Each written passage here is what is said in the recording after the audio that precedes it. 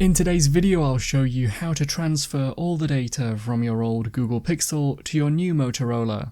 This video will work from any old Google Pixel to your new Motorola phone. Let's get started. Before we start with the data transfer, there's a few other things to consider.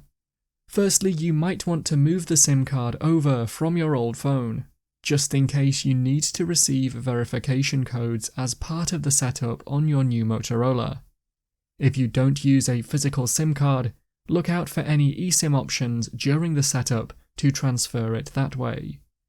If you want to move the SIM card now, make sure both your old and new phone are powered off, and use the SIM card slot tool to open the slot in the old Google Pixel. Then place the SIM card into the slot of your new Motorola. For the transfer, you might want to make sure you have at least one power cable nearby. You could use the cable to transfer the data between the phones, but you might need it for power also. For this example, we'll use Wi-Fi to transfer the data.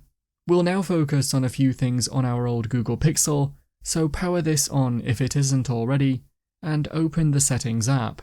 Search for Accounts and look for your Google account on the Main Accounts page. The page should be called Passwords, Passkeys and Accounts, and this should be the account you want to use on your new Motorola, as this allows the data from this account to sync across to your new phone. You can tap on this account here to check the sync settings and make sure the options you want are turned on, but some of these settings should move with the transfer. This does mean that if you choose to delete items on your old phone, they might also be deleted on your new Motorola if the data is only synced. Next, if you use WhatsApp, you may want to back up your chats to your Google account so that you can move them across. You can do this by opening WhatsApp on your old Google Pixel, then in the WhatsApp settings, choose Chats and select the Chat Backup option, and then tap on Backup and follow the steps to create one. Just make sure your phone number and Google account here are the same ones you'll use on your new Motorola. I'll link a video in the description for a more detailed method if you want to follow that. The only other data that might not transfer automatically is local app data or app login details, but if you use a password manager or have the passwords saved to your Google account, you can use these to log in. For local app data, you could transfer this manually, for example via a PC, but most people won't need this. One final thing to mention before we start the setup is that transferring data won't delete that data on your old Google Pixel. That phone will still work as normal with your files and apps. The only difference will be that if you did remove the SIM, no cellular functions will work, but it will still have Wi-Fi for us to be able to transfer. We're now ready to power on your new Motorola phone for the first time. You can also power on your old Google Pixel if you haven't already. Wait for the first page to load on your new Motorola. It might take a minute or two, so don't worry if it doesn't show up straight away. This page should be the Hello Moto screen, and you can change the language or vision settings, but when you're ready, tap on Start in the bottom right corner.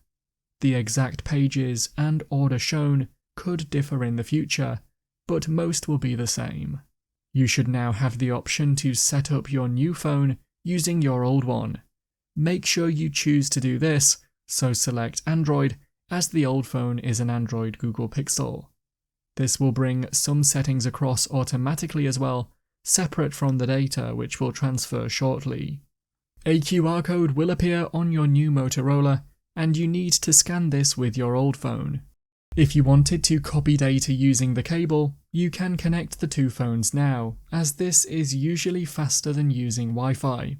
To scan the code, open the camera app on your old Google Pixel and point it at the QR code, then tap on the link that appears. You may be asked to turn on Bluetooth now if you haven't done so already on your old phone. Tap on Continue to do this, and then wait for it to connect. During the setup, you might receive a security alert email from Google saying your account has been signed in on a new Motorola. This is normal as long as the name of the device is the same as the new phone you're setting up. You might now need to enter your PIN on your new Motorola. This is the PIN from your old Google Pixel. You can also choose to set this as your new Motorola PIN by checking the box here. This is up to you. Once entered, continue, and the phone may now connect to your Wi-Fi network automatically. If it doesn't do this, all you would need to do is manually choose your network from the list and enter the password for it. It will now say getting your phone ready, and then you'll be on the privacy and security screen. Here you need to choose your own personal preferences for each of the options.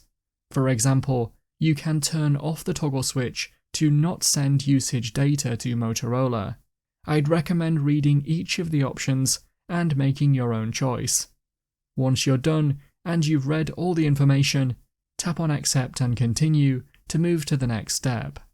The next pages are automatic. It should check the information and get your account details, and you will be asked to create a PIN if you chose not to use the one earlier. Enter the PIN, tap on Next, then enter it once again and tap on Confirm. You now have the option to set up and add fingerprints. You can do this now or later. To do it now, tap on Setup, then read the information about screen protectors.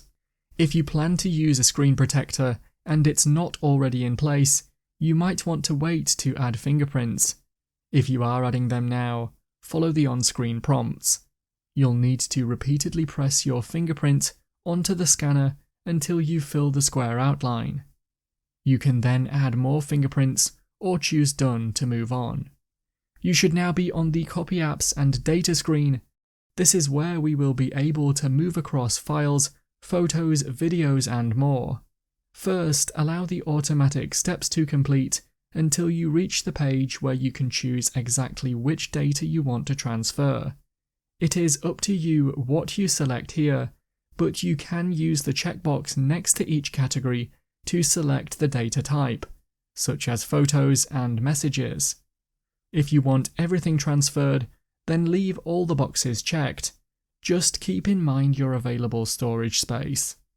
Tap on Copy when you're happy with the selected data.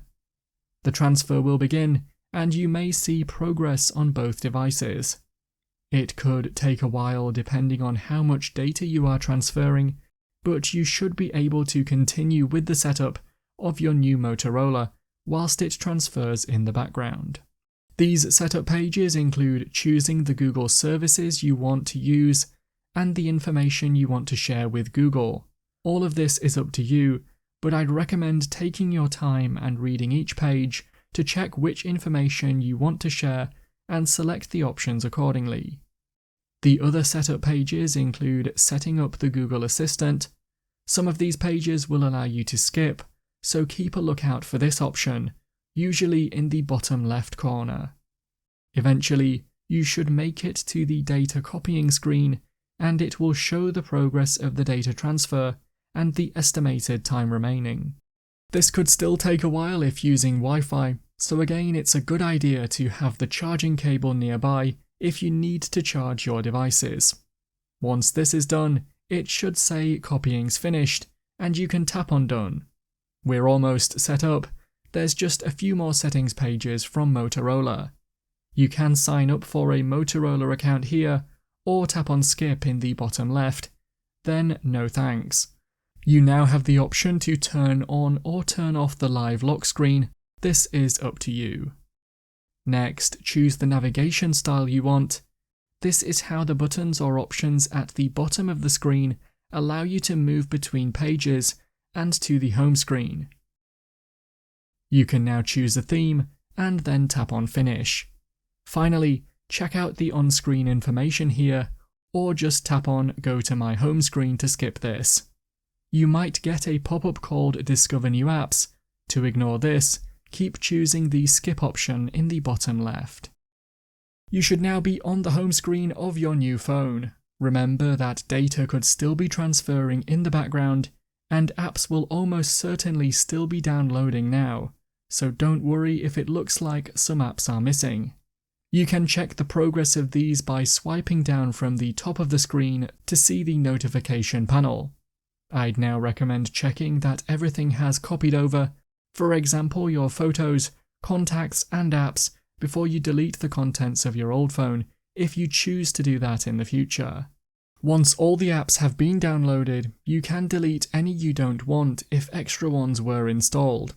Long press on an app and then drag it to the uninstall option at the top and confirm this. It's now a good idea to look through the settings of your new Motorola to customize or check them. For example, you could check the SIM options and ensure that settings like roaming aren't turned on if you don't need it. That's how to transfer all the data from your old Google Pixel to your new Motorola. If you found the video helpful, remember to leave a like and feel free to subscribe for more. Check out the videos coming up right now. You might find these helpful too.